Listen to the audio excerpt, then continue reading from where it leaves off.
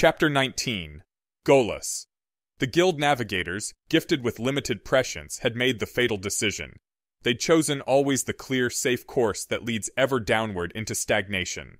Frank Herbert Dune. Innervate! Lawrence Bradwian and Annabeth Denkasang slumped onto the chairs that had been set behind them, their rigid bodies relaxing. Just relax a moment, children, Harry said from where he sat at the meeting table. You're in the tower, but you're fine. You were just stunned. He glanced up at them, then returned his gaze to the book open before him. He turned a page, slowly, and his unoccupied fingers fiddled with the end of his ponytail, where it lay over his shoulder to curl under his chin. Aurora Quanon stood behind and to one side of the pair of students, watching them as she put away her wand. Feeling all right, Mr. Bradwian? The boy nodded. He was an athletic boy, with striking features, perhaps Middle Eastern descent. Close-cut black hair clung in curls to his head, and his eyes were a mellow brown. Harry thought he remembered the boy's mother was from the Sawad. And you, miss? Harry said, looking to the other student. She was a small girl, with black skin and tightly twisted short dreadlocks. She seemed very calm. She cleared her throat, but spoke clearly. Annabeth Denkasang. Well then, Mr. Bradwian, Ms. Denkasang, I am Dean of the Science Program here at Hogwarts, Harry Potter Evans Verus. I don't believe we've had occasion to meet, said Harry, glancing back down at his book. He could hear the breath catch in Lawrence's throat at the introduction. Harry looked up again. You brought your classmate here, Samuel Maraveni Bowles. Lawrence nodded, collecting himself, and he looked concerned, pursing his lips and raising his eyebrows. Yes, sir, he fell after Div and P, and it was bad, sir. I didn't think we could... Well, Madame Pomfrey is wonderful, but like the song says, when in doubt, stick it out. The boy was quoting a promotional jingle the tower had used a few years ago. Is Sammy all right? Oh, yes, said Harry. He watched the two children closely as he turned another page of his book, adding, In fact, he's already back in his own bed in Ravenclaw Tower. He could see the small muscles in the boy's cheeks flex as his jaw tightened. Annabeth did better, but her eyes opened wide despite her best efforts. You might be wondering why I wanted to speak to you, Lawrence and Annabeth. The reason is actually a bit embarrassing.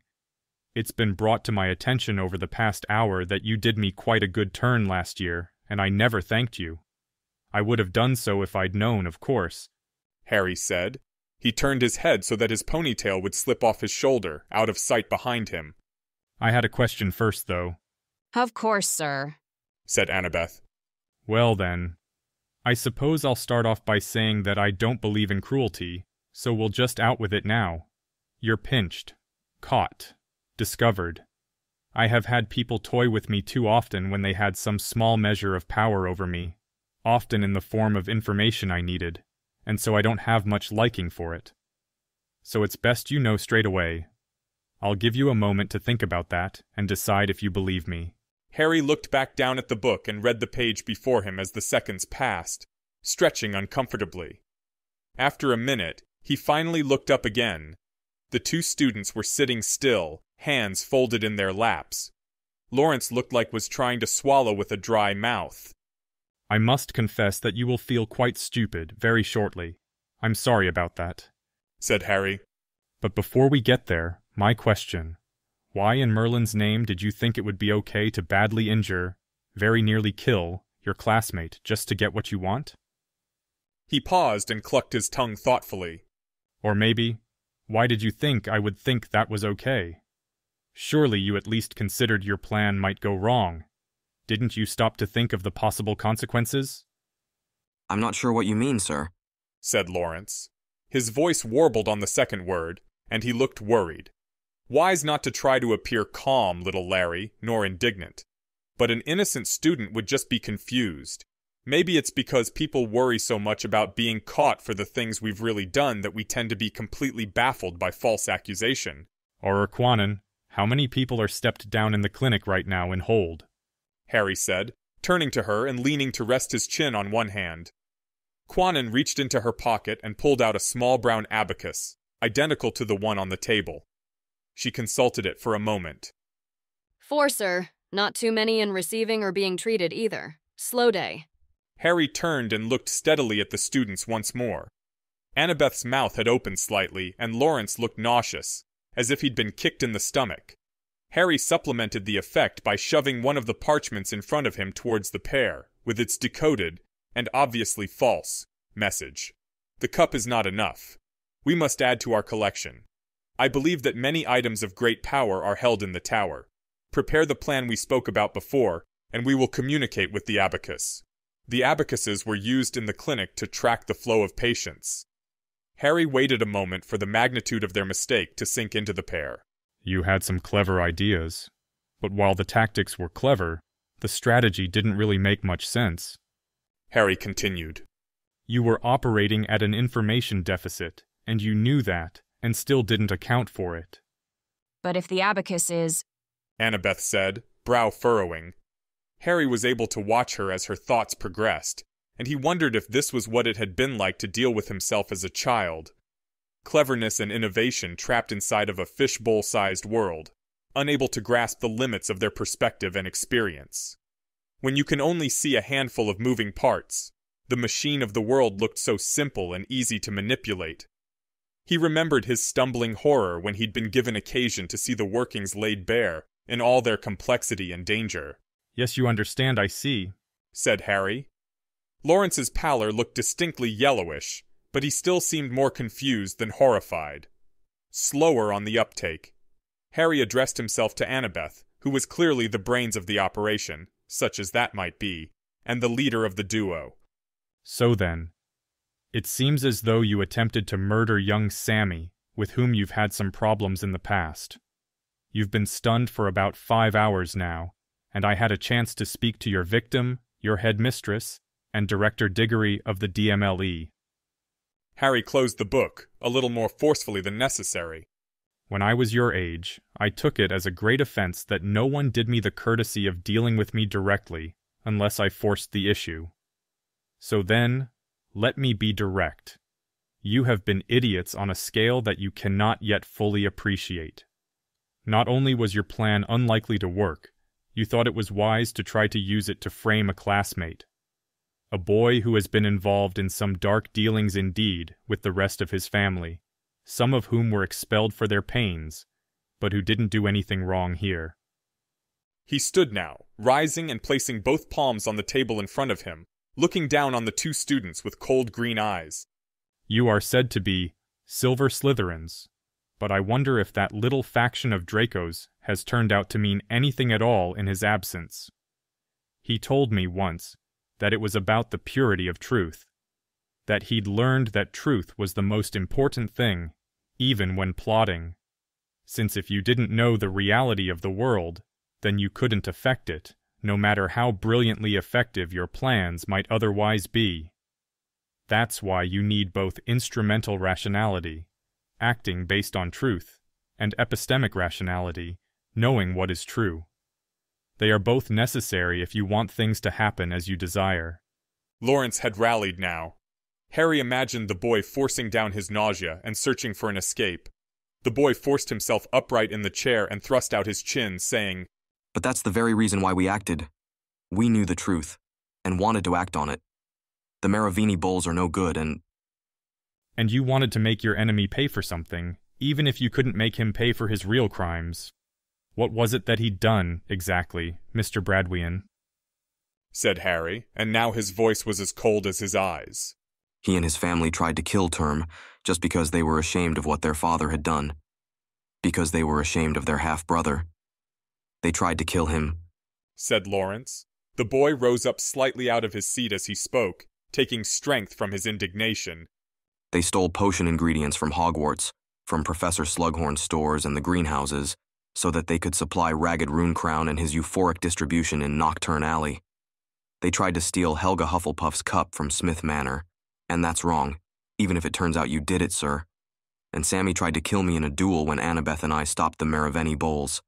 His sister and brother were expelled, but he managed to get out of all the trouble for everything, just because they took the blame. Now he was standing, and Harry noticed that Lawrence was actually his same height, so that Harry had to stand up straight and stop leaning on the table in order to look the boy in the eyes. Maybe he should make himself taller. Auror Quanin had moved to one side and drawn her wand, clearing her line of sight, though her wand remained casually at her side. Lawrence was incensed now, having worked himself up into enough outrage to serve as a shield from his shock and fear. The boy's clear young eyes were narrowed in anger. He lifted a finger and jabbed it in Harry's direction. And Sammy was never going to die, since I was waiting at the bottom of the stairs to catch him with Wingardium Leviosa. No one saw that, but Veritaserum can prove it. He lowered his hand. I stopped him from falling so fast and I saved his life.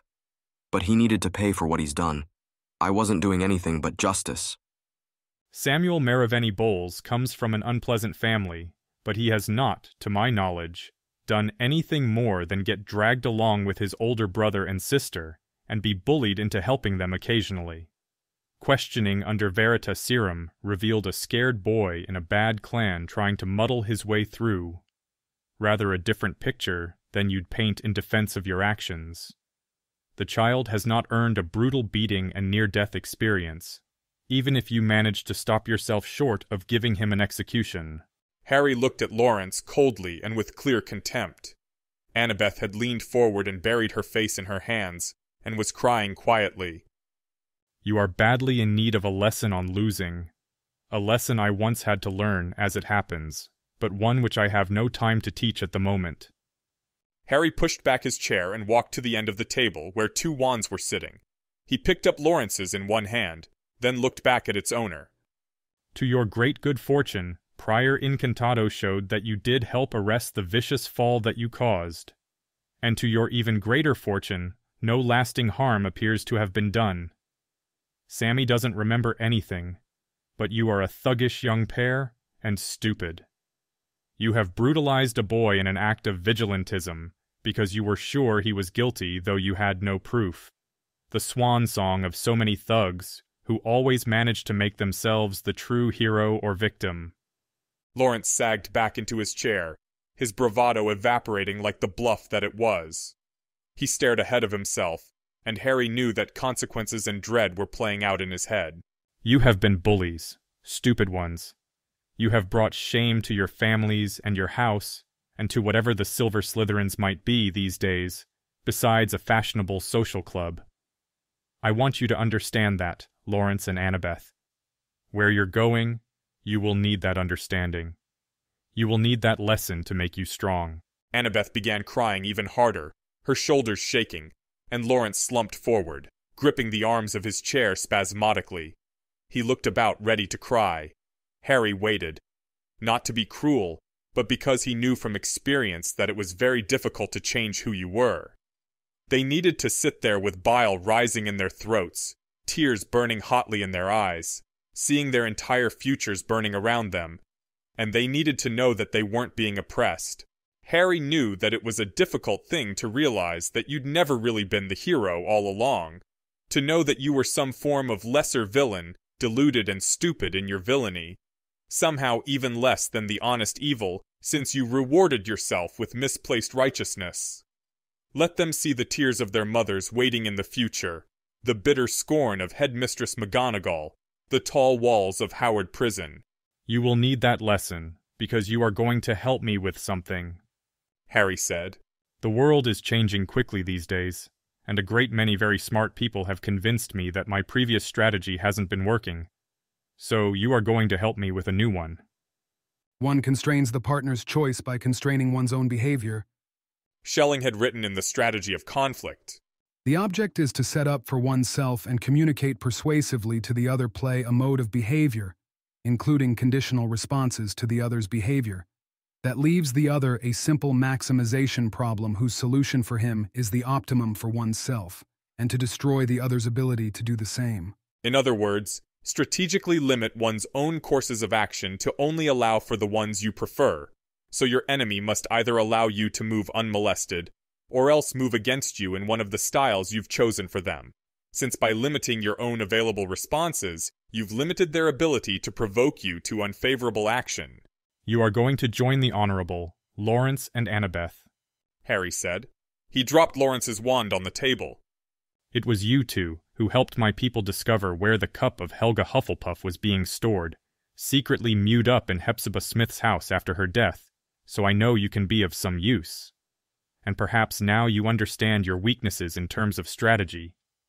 And maybe in time, you might even understand the value of life and the price of pain, and why I have dedicated my existence to preserving the one and preventing the other. We can't be spies. Lawrence said dully. He turned to stare at Harry. I'm only 15.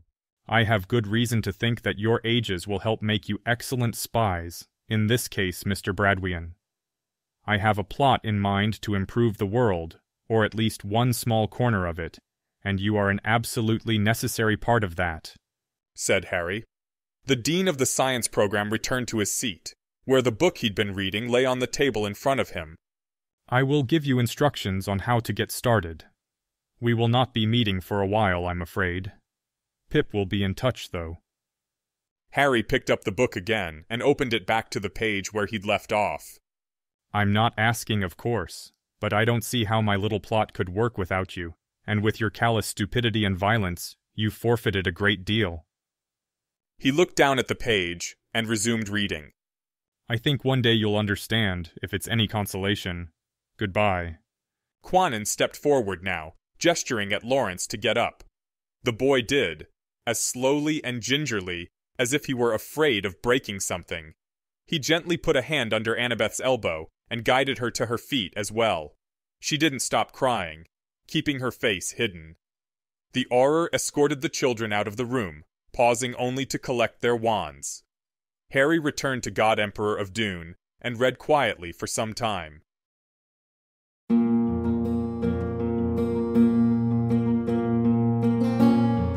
This has been an AI reading of the Harry Potter and the Methods of Rationality fanfic, Significant Digits, written by Alexander Debus. You can find the original text at anarchyishhyperbole.com. The voice for this project was provided by Aeneas Brodsky.